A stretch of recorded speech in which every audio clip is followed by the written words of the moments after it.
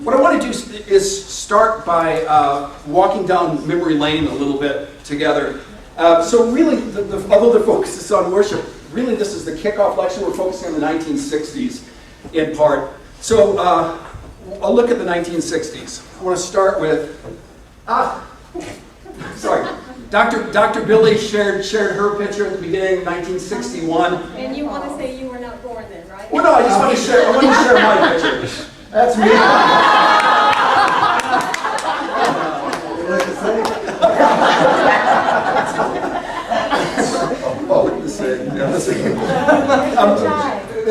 Where's my blue and white striped shirt? Going back to the 1960s, there are just some quick images, and I guess for most of you, including people who lived through this time, for most of you, this probably feels very ancient.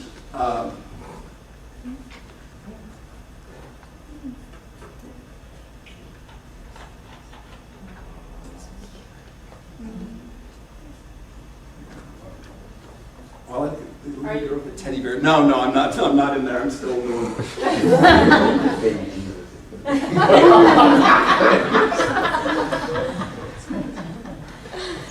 So before we begin, to get a sense for the 1960s, although flat images are helpful, I think it's really helpful to look at some commercials from the decade when Virginia Wesleyan College began. And these are commercials that have been heavily edited down, so I apologize for that ahead of time. Nope, I apologize. This will take me a second.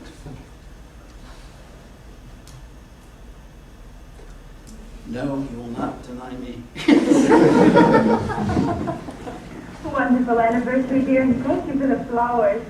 You're welcome, darling. But if you could do one thing for me. What? Try to do something about your coffee. We hoped it would be better today. Oh, no. What's wrong? Coffee again.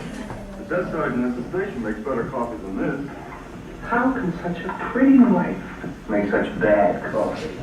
Forget the coffee, Marge. It's never very good. But still, I'll get some at the plant. Did you ever see Larry looking so happy? Oh, honey, happiness is a vacation. Away from your coffee.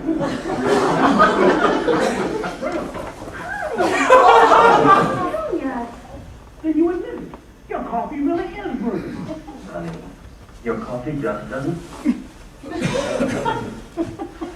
That was in the 1960s, but sexism has ended. And 50 years later, that's all. Isn't that intense? For those of you who remember these commercials, what do these women then do?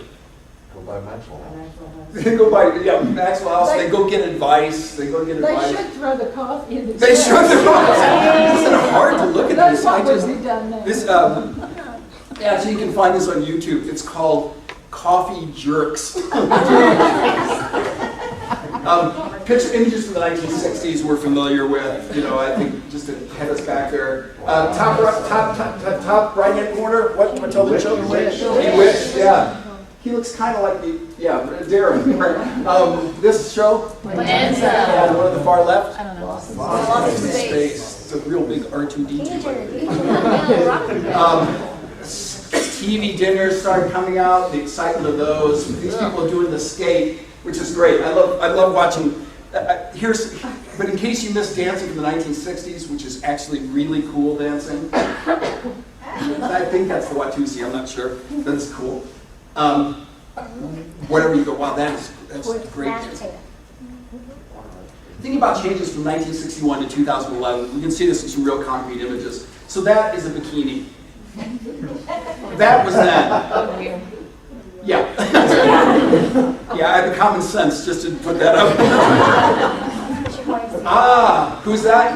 Yes, Batman Robin.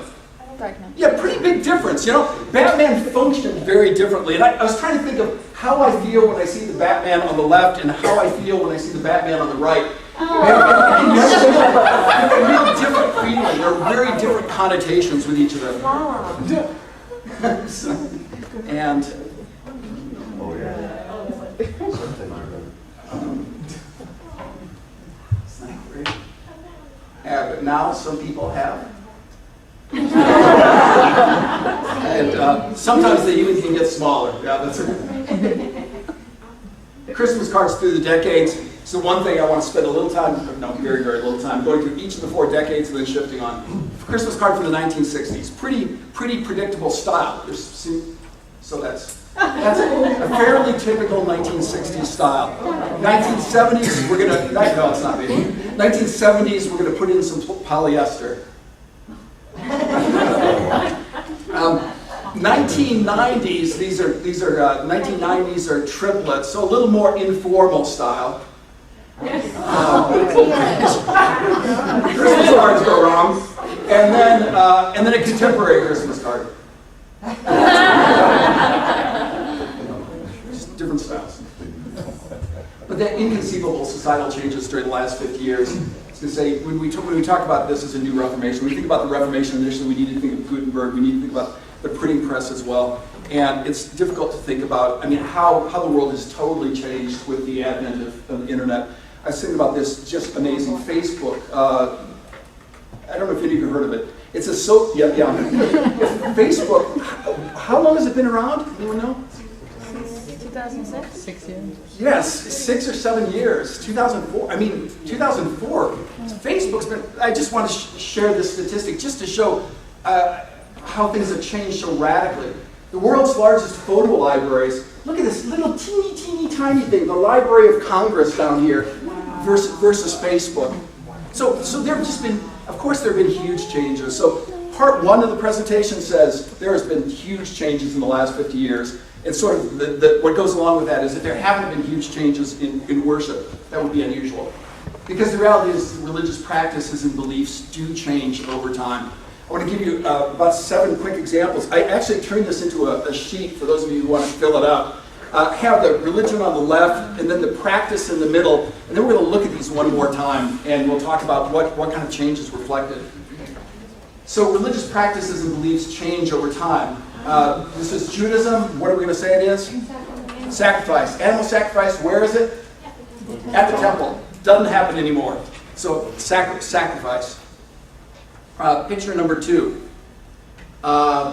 This is kind of hard. I couldn't find really old pictures on this, so we have to do a little weird thing. What faith are we talking about? We're talking about Mormonism in general. And the practice that has changed really since the 1890s, except in some very, very small groups, is polygamy. And polygamy or polygamy means multiple marriages. In this case, it's polygyny, means multiple women, multiple wives. But that has changed since the 1890s. The practice here, the holy kiss. The practice within Christianity of the holy kiss. Paul tells people to do that at the end of almost every one of his letters. We see an example of when the holy kiss was actually abused when Judas betrayed Jesus. Well, here's Peter and Paul, and they're dying, and they're exchanging the holy kiss at the last moment. The holy kiss actually symbolized, it was a kiss on the open mouth, so it was not as I'm fond of saying, it's not a Paris kiss. It was like a French kiss. It was a kiss on the open mouth with a transfer of the Holy Spirit. I love this picture just because it really shows well what's going on there. You can see the dove in the white space. People got rid of it. What's one good reason they got rid of it? Not germs.